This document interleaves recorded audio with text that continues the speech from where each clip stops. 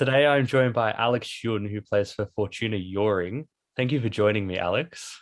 No worries. I'm excited to chat to you. So, first question is one I like to ask everybody who comes on. How did your love and passion for football first start? Well, I think obviously it's similar to a lot of people. Like my older brother started playing, and then me and my twin sister, we just couldn't wait to we'd always be at these trainings, and we couldn't wait to get stuck in. So I've literally been playing since I was like 5 years old, and it's just a sport that I've always kind of just like gravitated towards. So it's just kind of been a constant in my life. And did you have any football heroes or idols growing up? If so, who were they? Yeah, definitely. Obviously, when I was younger, I used to love the Matildas, especially when I was like 10, 11, 12.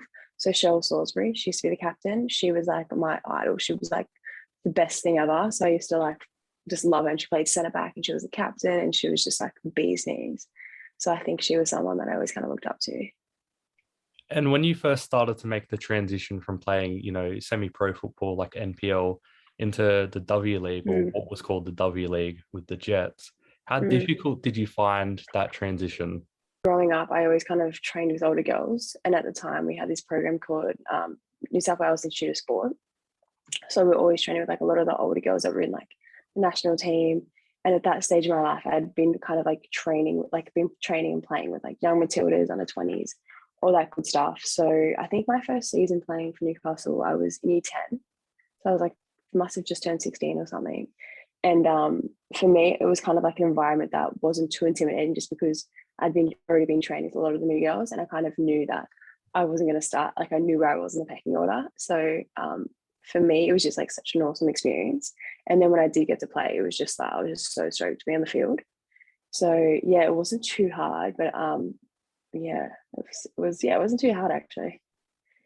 And like many Aussies, you went over to America to play college football, which involves Mm-hmm. juggling a degree and playing football.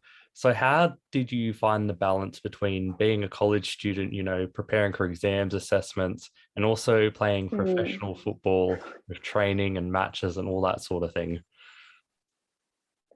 Yeah. So initially I went over and I was like, oh, it's just a holiday. Like I'm just here to play soccer. Like school was kind of on the back burner.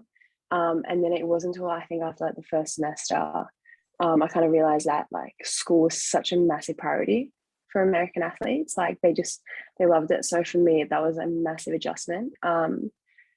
Yeah, like, and obviously going, like I came from Westfield, so I've always kind of been able to like juggle playing sports and going to school. So that part wasn't too difficult. It was only kind of like changing like my priorities. So football not being at the top of my priority list and just kind of sharing that platform with academics, which yeah, it was interesting. But I got through it and I'm just like studying my master's, so it's not too bad.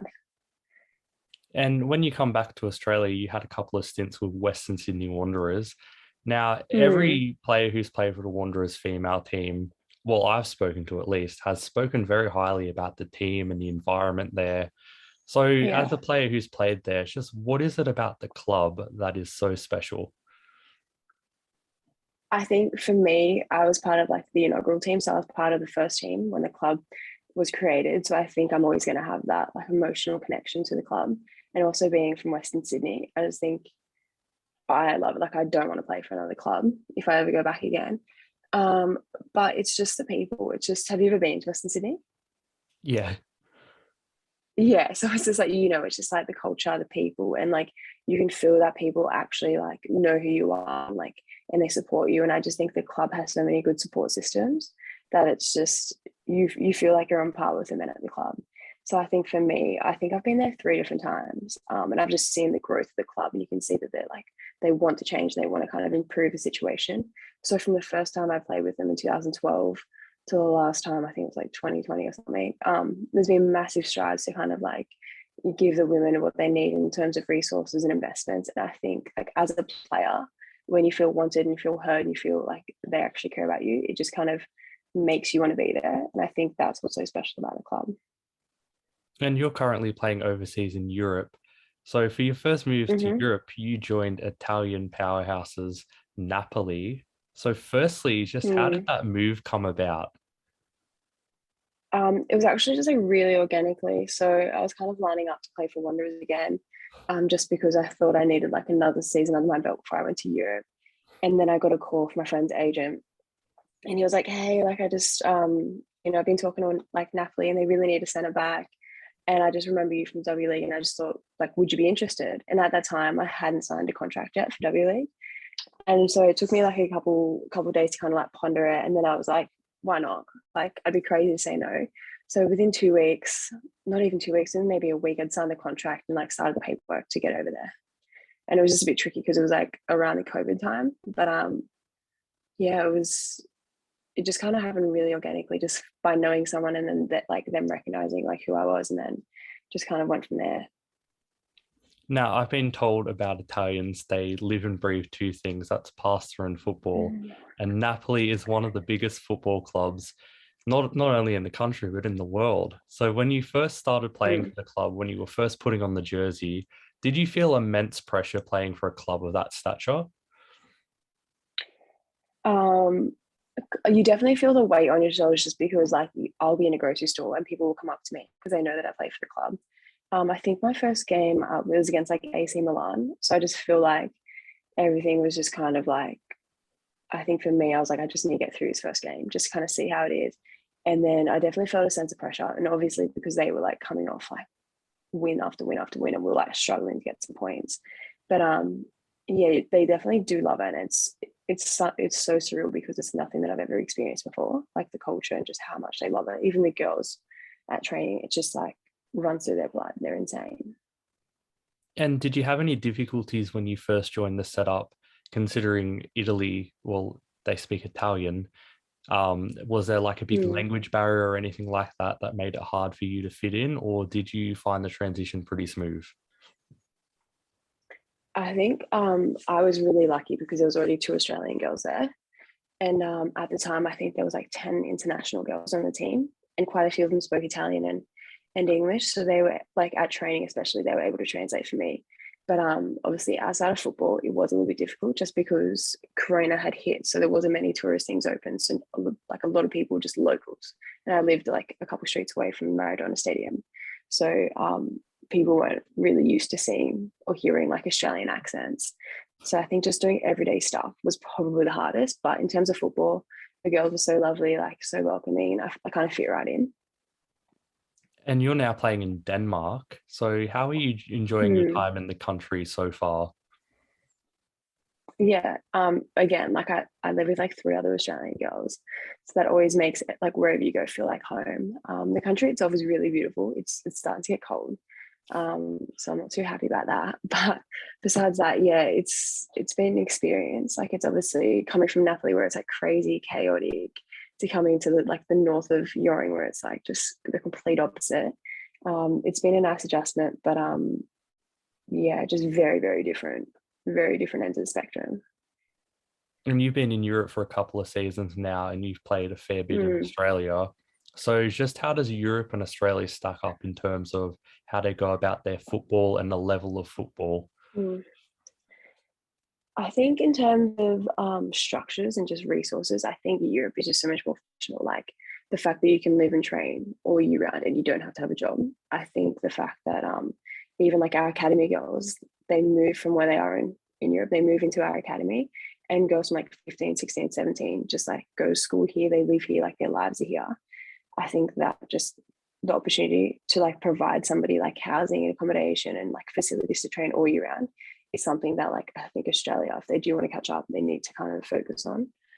In terms of football, it's a different style. Like from Italy, it was a different style. Coming to Denmark, it's a different style. I think in terms of individual players, that we just have different skill sets. So here, the girls aren't as like physical, but they're really silky on the ball, got good feet. In Italy, they weren't that tactical, but they just like loved it, and everyone was just so skillful. But in terms of like game awareness, it wasn't as high as it is in Australia. So I think like the W League the A League women's where it's at right now, it's in good position, but I don't think if it wants to be competitive and just catch up to other leagues, it needs to be like a full home and away, and it needs to provide like more games and more training environments that are competitive. And onto national team for a moment. Now, it was Mm. reported that you got called up to the Vietnamese national team, but there isn't a lot of, information about that. So I'm just going to ask you straight up, how close were you to Yeah. playing for Vietnam? Like honestly, I still kind of get people inboxing me like, "Do you want to come play for Vietnam?" And the process is just such a tricky one. If it was just like sign this paper and you could play for them, I think it's something that I definitely consider. But because the process is so long, it's like you have to go to the country, you have to like become like a national citizen. The process is so tricky, and because my dad migrated after the war, like he doesn't even have a Vietnamese passport, so it's just such a complicated process. But I've never actually had like Vietnam Federation come up to me. It's always just football fans and like, hey, like you're still eligible to come play for us. It's definitely something that I would think about just for the experience. But yeah, who knows? And of course, you've played for the Australian national team, the Matildas. So when you first got that call up, Yeah. where were you and what were you doing? Yeah, so I was literally like in Naples, just going for a run. And I remember just like after my run, checked my emails. And then I just saw that I was like in the big squad.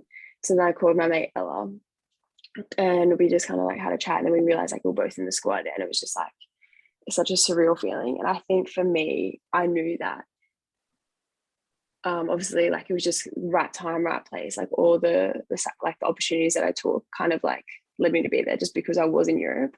I was able to take advantage of the opportunity. And I think for me, like that was something I was like, okay, like I realized the situation for what it was. And I was just like extremely grateful. And what do you remember about your debut match? And personally, how do you think you went in that match? Oh, look, there's not much to say. I think I played the last like 7 minutes or something like that. And when I got on, we're getting pumped for one. But obviously, it's like I was so stoked to just even be in an environment with all the girls. Like I didn't think I was going to go on, to be honest. I was like, cool, just having a good time on the bench. But just being around professionals and just it's nice to see the people who are the best at what you do and how they go about their daily business. So I think it's just like it's nice to see like, okay, like this is where I'm at, this is where people are at. And it's just a nice kind of metric to measure yourself. But in terms of the game, can't say much. And then when we were in camp, we weren't even allowed to leave our rooms because of COVID. So it was just like a cool experience, but it was definitely like a unique one. But yeah, the girls were just so good and just made it such an easy transition. And you mentioned earlier in the interview that when you were a little kid, you looked up to some of these Matildas players. Now, Mm. Australia is hosting the Women's World Cup in 2023. So just how big do you think that can be for young girls in the future watching a World Cup on home soil with stars like Sam Kerr, hopefully you playing for the national team? Yeah, honestly, I think it's gonna be amazing. You saw from the couple games like last week, like how much hype there is. And I just think if it is marketed the right way and if it's like accessible to everybody, I think it has the opportunity to just be massive and just kind of increase like grassroots participation levels. I think that it's so exciting for the sport, not just females, but also males, because it's just going to bring awareness to the level of athletes we do have in Australia. But I think for the young girls, it's just going to be something that like they'll remember for the rest of their lives. Like I'm not even a young girl, and if I'm not playing, I'm definitely going to be at the games just watching because you can't be going to World Cup. I've been to 2 World Cups as spectators, and it's literally amazing. It's the best. So yeah, I think that the memories are going to be unraveled. And you've had a very, very impressive career so far, but for the rest of 2021 and the future, what are you looking to Mm. achieve and hoping to achieve? Yeah, look, I'm someone who's like I'm not much of a planner, so just kind of take it day by day. In my past, if you look at my career, there's definitely been like periods where I'm just not playing football because I'm just somebody that if I love it, I love it. And when I start to feel the love fade, I'm not going to do something I hate just because I don't want to ever lose the love for football completely. So at the moment, I'm pretty happy where I'm at. Um, yeah, like I like Fortuna, I like the girls. So we'll just kind of see where I'm at. I'm not much of a planner. I wish I was, but yeah, that's all I've got for now. Well, thank you so much for joining me today, Alex. It's been an absolute pleasure. No worries, Shannon. Thanks for having me. Thank you for watching. This video is sponsored by Arrow Sport. Go to the link in the description and the friendly team at Arrow Sport will help you create your own football dream jersey. Whether it's starting from scratch or using one of their many templates on their website, creating a jersey with Arrow Sports is easy and prices start from just $50. Go to www.arrowsport.com.au and make your football kit dreams become a reality.